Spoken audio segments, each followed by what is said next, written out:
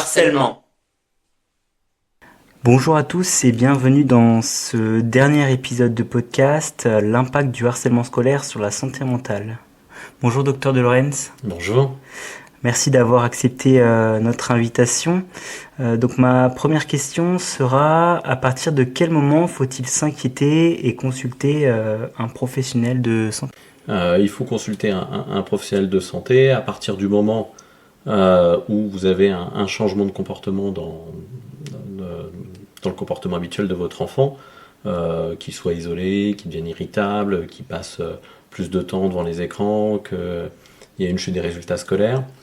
À partir du moment où il montre une souffrance durable, qui va être au-delà d'une semaine, 15 jours, au moment où vous avez des symptômes physiques, au moment où lui va vous demander d'avoir aussi un professionnel de santé, et ça il faut savoir l'entendre, parce que parfois vous avez des enfants, des adolescents qui demandent d'avoir un psychologue, psychiatre, et qui ne sont pas toujours entendus.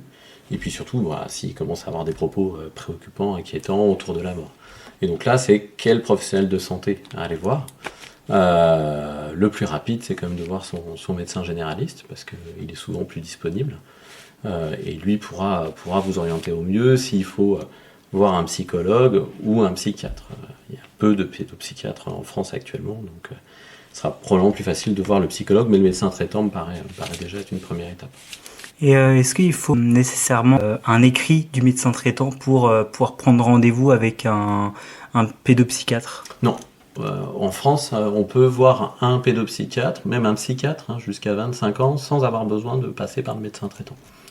C'est pas une obligation. Très bien. D'après vous, quels sont les effets psychologiques les plus fréquents du harcèlement scolaire chez les enfants et les adolescents ? La première chose que vous allez voir, ça peut être des troubles du sommeil, des troubles de l'alimentation, vous pouvez avoir une perte d'estime de soi, un repli sur soi, et puis rapidement vous avez des signes d'anxiété, souvent avec des somatisations. Ils peuvent avoir mal au ventre ou des maux de tête, et on ne va pas retrouver de causes physiques sous-jacentes. Et puis si on laisse un peu les choses s'accentuer, on peut avoir des signes de dépression ou des éléments appartenant au trouble du stress post-traumatique, parce que le harcèlement répété peut vraiment entraîner un trouble du stress post-traumatique. Et dans votre accompagnement avec les enfants ou les adolescents, par exemple, le nombre de séances, ça dépend sûrement des cas spécifiques. C'est vous qui déterminez en fait le nombre de suivis que vous faites avec chaque enfant et chaque adolescent ? Alors, pour ma part, en tout cas, dans ma façon de travailler, effectivement, c'est individualisé à chaque patient. Et comme il y a peu de pédopsychiatres, pour moi, en tout cas, je reçois surtout des situations souvent relativement lourdes. Et les patients dans lesquels il y a du harcèlement scolaire sont finalement des patients souvent assez vulnérables, déjà au départ. Parce que les prédateurs dans le harcèlement scolaire, ça attaque plutôt aux plus faibles, ou à ceux qui ont des points de vulnérabilité et qui vont déjà avoir des difficultés peut-être auparavant, comme des troubles du neurodéveloppement ou autres. Et donc derrière, il va y avoir un suivi qui va se structurer dans le temps, avec de manière rapprochée quand c'est très, très aigu, de manière plus espacée quand ils vont mieux. Et puis après, je travaille toujours en équipement avec des psychologues aussi, souvent autour de moi quand il y a des besoins spécifiques. D'après vous, comment évoluent les troubles psychiques liés au harcèlement si aucune aide n'est apportée ?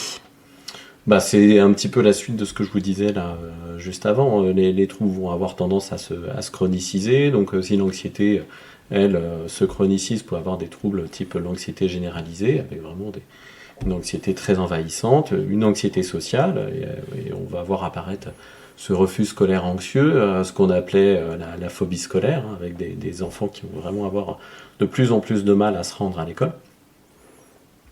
La dépression peut s'accentuer avec les risques d'idées suicidaires, de passage à l'acte. Et malheureusement, dans les médias, on a entendu qu'il pouvait y avoir des suicides à la suite de harcèlement scolaire.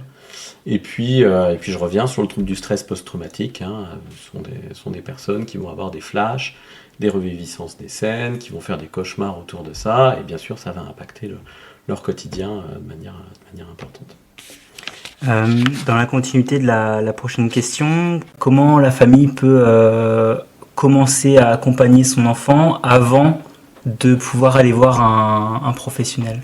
La première des choses, je crois que c'est déjà d'être à l'écoute, de valider de manière empathique ce que l'enfant est en train de vivre, de bien évaluer aussi de leur côté qu'est-ce qu'il vit, parce que peut-être qu'il y aura des démarches à faire, auprès de l'institution scolaire, si ça se passe à l'école, auprès de la justice ou de la police, s'il y a besoin de faire un dépôt de plainte, parce que parfois il faut aller jusque-là pour mettre fin au harcèlement scolaire. Plus on intervient vite, et mieux c'est, en tout cas. Mais parfois, ça va prendre du temps. Le harcèlement scolaire va non seulement commencer à l'école, mais perdurer sur les réseaux sociaux ou autres, et donc il faudra réussir à intervenir. Donc, que la famille puisse être là, soutenante, à l'écoute, réactive, voire proactive si c'est nécessaire. Et puis si ils jugent que c'est nécessaire, pouvoir accompagner vers les services de soins. Et est-ce que vous, dans votre rôle de pédopsychiatre, vous pouvez avoir des liens avec que ce soit l'établissement scolaire ou les services de police, par exemple ? Alors, on est soumis au secret professionnel, donc c'est pas toujours simple de naviguer avec tout ça, mais il m'est arrivé de devoir faire des signalements ou au parquet ou dans certaines situations plutôt graves. Avec l'école, si on a l'accord, éventuellement des parents, de l'enfant, ça peut être une possibilité. Mais l'idée, c'est surtout de soutenir les parents et l'enfant dans tout ça. Pour ma dernière question, après un accompagnement avec un pédopsychiatre, je pense que ça ne s'arrête pas d'un coup. Qu'est-ce qui est mis en place pour continuer l'accompagnement si vous estimez que l'enfant ou l'adolescent n'a plus forcément besoin de venir vous voir? Comment ça se passe? On peut faire le relais avec le médecin généraliste, qui est important. Pour ma part, moi je laisse toujours un peu la porte ouverte, c'est-à-dire que même si on se dit au revoir à la fin d'une prise en charge, je laisse la possibilité au patient de revenir vers moi s'il le souhaite, s'il en a besoin. Ça ne veut pas dire qu'on recommencera tout un parcours. Si on pense qu'il y a besoin d'à nouveau de s'engager dans une prise en charge, peut-être que ça sera le moment de faire un relais avec quelqu'un d'autre, mais la porte est quand même globalement toujours ouverte. Et puis encore une fois, s'il y a d'autres professionnels déjà impliqués aussi dans la prise en charge, comme des psychologues, ça peut se continuer avec le psychologue aussi à côté. Et pour le mot de la fin, est-ce que vous avez un mot ou une phrase à dire à ces enfants ou ces adolescents qui vivent du harcèlement scolaire? Que s'ils le peuvent, c'est de réussir à en parler le plus vite possible, en tout cas essayer de se faire entendre, et puis je pense que c'est surtout aux adultes de réussir à bien observer le plus possible ce qui se passe pour eux pour pouvoir être le plus réactif possible.